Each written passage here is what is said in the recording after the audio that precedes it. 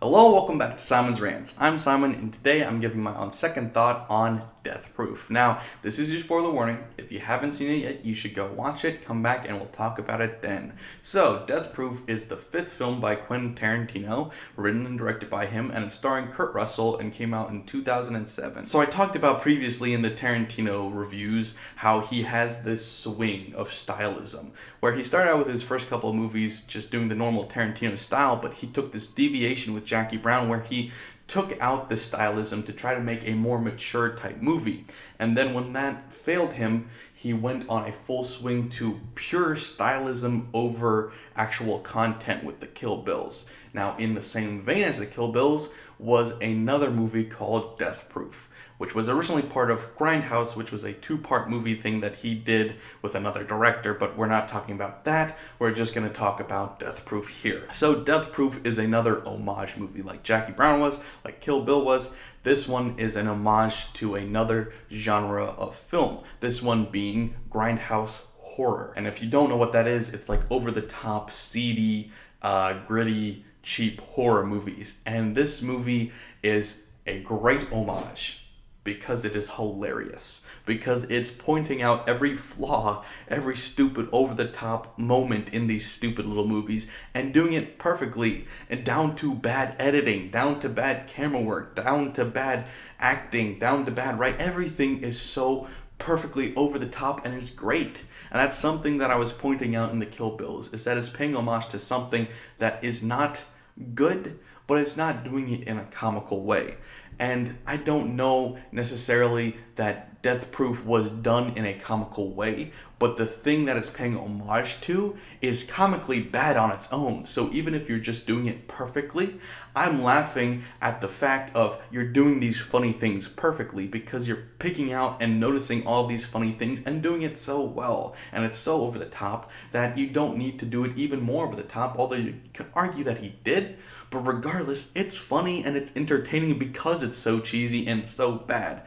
I've talked all this much and I haven't even mentioned the plot. So the plot of the movie is you've got Kurt Russell who goes around in his stunt car that is death proof, but it's only death proof on the driver's side. He then invites pretty young girls to drive in the car with him and then proceeds to kill them by getting into car crashes and doing ridiculous stuff that affects them, but he is left unscathed.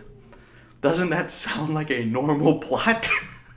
And that's what's great about it, is that it's so ridiculous and so over the top and so stupid, and I love it. Yeah, it's style over substance, I get it, but it's style over substance done right, because when you're doing style over substance, you have to make the style fun and stupid and energetic and interesting.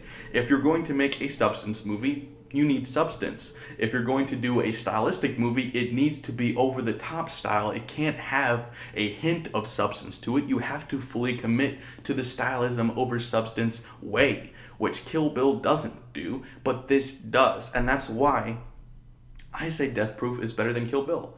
And that's an unpopular opinion, I know. Death Proof is often considered to be Tarantino's worst movie, and I understand why, but it is done bad on purpose. Now, so bad it's good movies are a gamble, because a lot of people don't get them. A lot of people don't enjoy them. There's a movie I'm particularly fond of called Casa de mi Padre, which is a Will Ferrell movie that is another homage type movie where it's paying homage to Mexican soap operas and Scarface and all of these Tarantino type things where it's just over the top violence, and it is hilarious, but it's done honestly pretty subtly, and so a lot of people don't get it, and so they don't like it. But the thing is, for the people who do get it, it's hilarious, and I love it. There have been plenty of them, especially from the Sci-Fi Channel, pumping them out with Sharknado 10,000 or whatever, but this is a legitimate, great, all-time famous director, writer, making a intentional so bad it's good movie.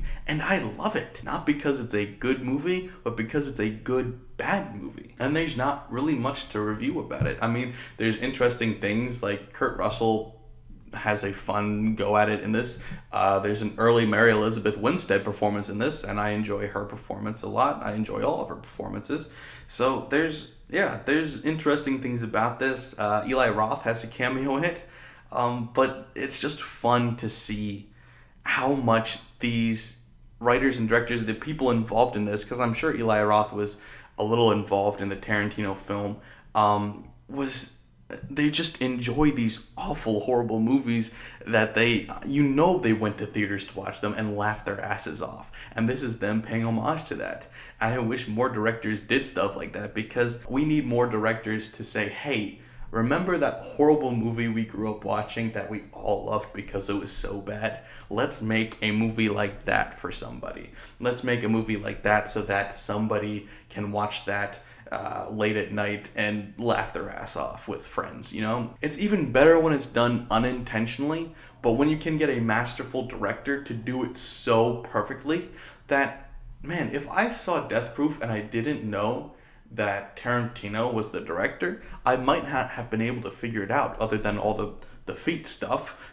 If you ignore that, you might not have noticed that it was an actual great director. You might have thought that it was just a horrible movie made by accident. It goes a little bit against what I was saying in the Kill Bill movie review, but it's different because the content is different. Instead of the artist making a rendition of a political cartoon, and if you're not getting this, you should watch the Kill Bill review because this is a reference to that. So instead of having this extremely talented artist recreating a stupid political cartoon where the art style is gross and not good and it's not even funny anyway, it's just a bad cartoon. Instead of that happening, this extremely talented artist is recreating one of the worst modern art exhibits you've ever seen. Something that is so bad that is hilarious that people are going like, wow, there's a banana taped to a wall. What does it mean? Imagine a legitimate artist going through and just trolling people by making an exhibit like that. That's what this movie is. It's almost a troll film, but it's done so well that you can't necessarily even tell the difference between it being bad intentionally or being bad on accident. And that's why I love it, because I love movies that are beautiful storms, like The Room or Troll 2 or whatever, fill in the blank, Planet 9 from Outer Space. You've got all these awful movies that are so entertaining because of all of the bad decisions that went wrong. So now you've got Tarantino or any great director looking at these decisions and calculating, okay, so if this is how a horrible director that doesn't know how to make a movie would think, I'm going to train myself to follow that pattern as well. And when you watch enough horrible movies, I'm sure you will catch on to a pattern that you can then follow to make a horrible movie. Maybe not, but you can still look for different key elements that a lot of these horrible movies have. And so that's what Tarantino did in this, and I really, really enjoyed that, legitimately. Is it a great, all-time amazing movie? Hell no, of course not. But he wasn't trying to do that. He was trying to pay homage to these horrible movies that we all love.